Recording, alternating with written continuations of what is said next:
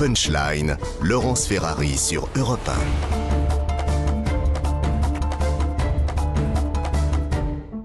On se retrouve dans Punchline sur CNews et sur Europe 1. On va évoquer cette maison squattée pour la 3e fois en 2 ans à Toulouse. Une véritable situation kafkaïenne.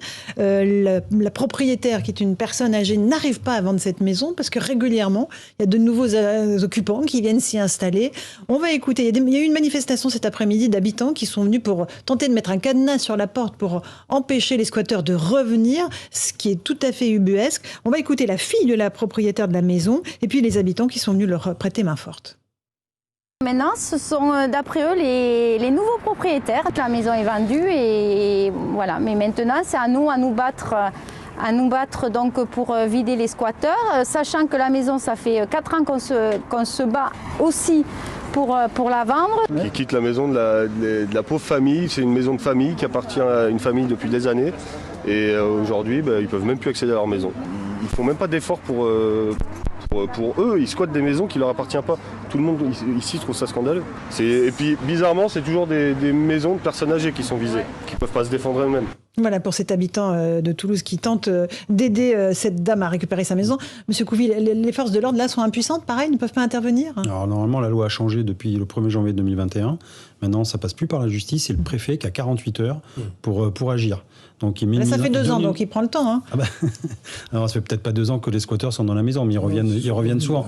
Voilà. Après, là, on va voir la réaction du préfet. Je pense que ça va pas tarder, mais j'ose espérer. Donc, 48 heures pour se prononcer, mise en demeure, et le squatteur a 24 heures pour liquider, pour partir de la maison. Donc, on va voir. Sinon, il est expulsé manu militari. Maintenant, on va voir ce que ça va donner. Effectivement, oui, c'est ubuesque. Et encore une fois, je pense que ces personnes qui squattent des maisons, ce sont aussi des idéologues. Hein, voilà. C'est-à-dire qu'ils sont là parce qu'ils vivent... Ce sont des militants. Des militants, ils viennent...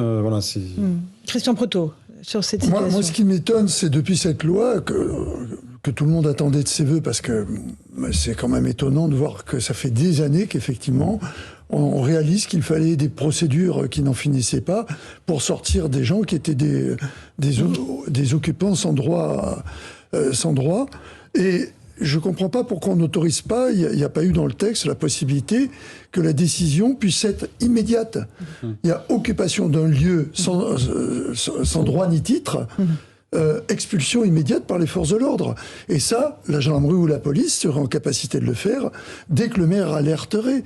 Là, il faut passer par le préfet. Je ne comprends pas pourquoi on a encore mis une tartine sur le millefeuille. Voilà, un tout petit mot là-dessus, Jean-Claude? Un tout petit mot, c'est le genre de choses qui rendent les Français fous.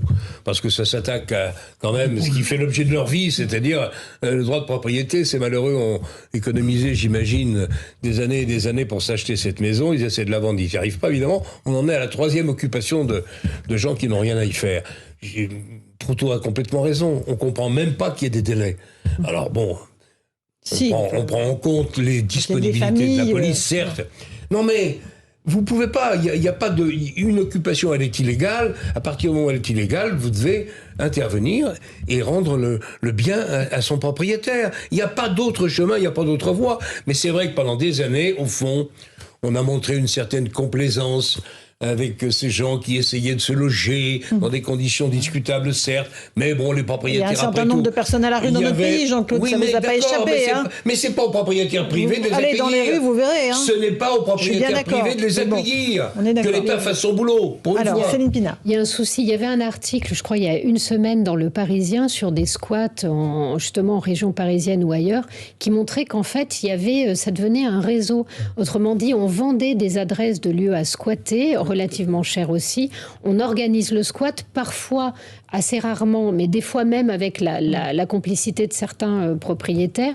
Mais toutes ces adresses se transmettent. Donc il faut vraiment agir, parce qu'on voit que la situation ayant été délaissée, on a maintenant tout un système de délinquance qui se greffe sur une absence de réaction de l'État. Avec un système organisé, M. Couvi, pour terminer là-dessus. On appelle ça des vendeurs de sommeil. Il y en a eu beaucoup déjà en région parisienne. Moi, j'ai Je l'ai fait dans ma carrière où j'ai évincé des squats. Des fois, c'est même dramatique parce qu'il y avait des familles entières, des enfants. Et c'est vrai qu'on est obligé, et c'est vrai, de les sortir. Mais de toute façon, ils ne peuvent pas rester. Moi, j'ai vu des conditions, franchement, de squat, mais c'était abominable.